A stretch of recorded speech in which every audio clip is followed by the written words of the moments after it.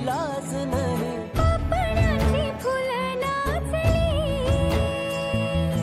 पाखरांशी बोलताना, वाऱ्यावरी चालताना जगण्याला पंख फुटले, हे माझ्या जगण्याला पंख फुटले। आम्ही खूप खुश आहोत। आम्ही आई बाबा होणार आहोत। जेव्हा बाळाने पहिली केक केली होती तेव्हा तो दिवस माझ्यासाठी खूप अस्मरणीय होता। येणारं बाळ हे मुलगा असो की मुलगी असो, त्याला आम्ही अगदी प्रेमाने लहानचं मोठं करू।